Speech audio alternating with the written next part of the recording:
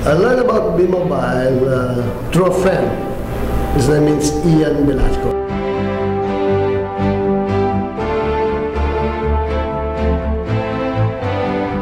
Nalaman ko yung B-Mobile nung time na nag-apply ako ng bagong trabaho. Kasi yung tao na bigay sa akin ng flyer, sabi niya daw, pwede na magbago yung buhay.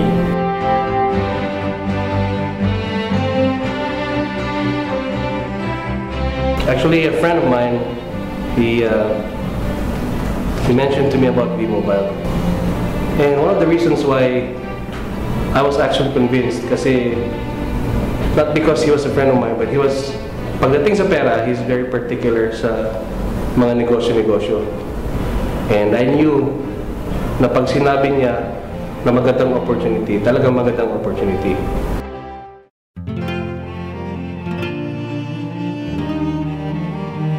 Galing kami sa London.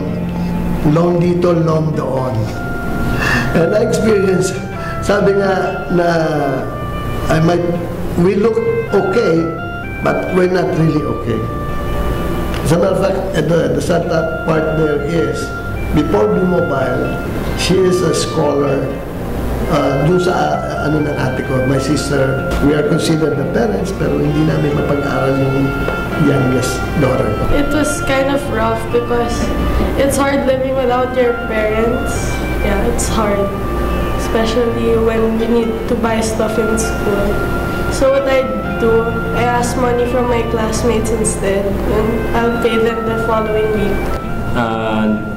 Dati akong janitor, nakatira ko dati sa Payatas.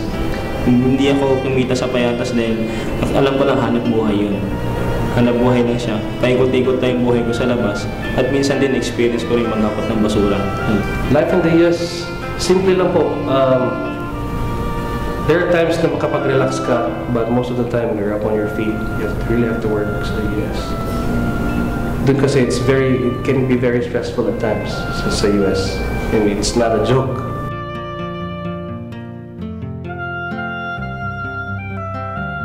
Anyway, yung aming first week alone, when we decided to join in January 12, 2011, first week, 22,000 kagad ang kinita, no? Third month, we earned about 500. So, ibig sabihin talagang, it's really true. Okay? And the good thing about it, we broke a record. We earned the first million in 4 months. Experience ko nung una, nung sumali sa B-Mobile, 2009 ako sumali, wala akong income din yun kasi last money ko ininvest ko dun. 9 AM the morning, ginagawa ko, nagpa-flyers na ako sa Robinson Galleria. Isang beses na ako may isang araw, tanghalian ko, tubig lang, tas biscuit. Nakasurvive ako, mahirap explain kasi actually kahit bitseng kong galing wala eh. Pamasahe, naglalakad ako galing ko papuntang Ortigas. And then everyday ko ginagawa na hindi rin nila alam na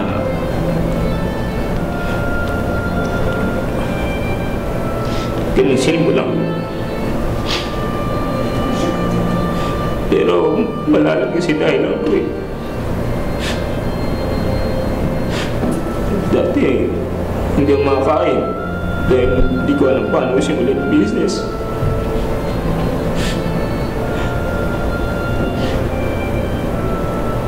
Pero natutunan ko yung sistema, hindi ko lang sinishare ko sa kanila.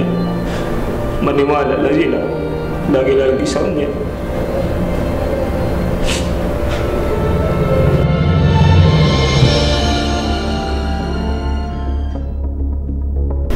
With B-Mobile lifestyle, no? How B-Mobile changed my life. Before, ako yung humihingi ng tulong. But ngayon, I'm glad to say na ito yung gusto ko talaga dati. Yung ako yung palagi na ngayon nagbibigay ng tulong nga ngayon. Yung pagsalita, mayayain ako. Then, sobrang lunagon ni B-Mobile yung ako mismo. So ako, nabago sa akin yung personality ko na I can talk to people kasi gusto ko lang i-share yung business. We pay off all our debts. Now we have savings when we're planning for even buying a new house. A big change for me was the mere fact na bilang isang anak ka, you can help out your family, you can help your parents. Now it's payback time.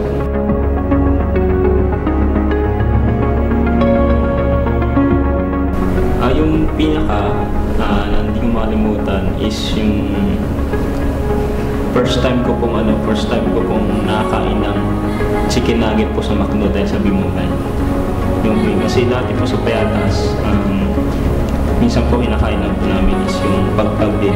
Pero nung simula nung first time sa chicken nugget, naging positive po. Sabi ko na po, dito sa B-Mobile lahat makakain mo eh.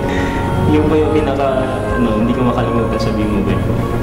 With unforgettable experiences, there was one instance na I talked to this person, and after a business meeting with this person, he asked me for my certification with V-Mobile.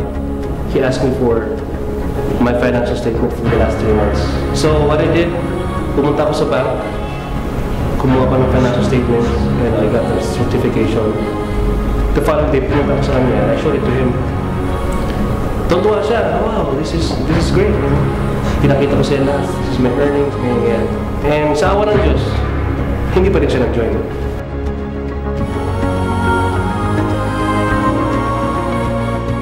It doesn't matter kung anong edad mo, it doesn't matter kung anong experience mo sa buhay, kung anong disability mo.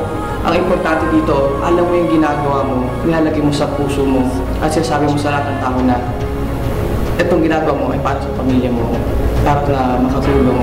One thing about V-Mobile, alam mo yun, when you mature, parang yung dreams mo as a family, especially with me and my husband, parang nawawala na, parang gusto mo na isuoli kay Lord eh.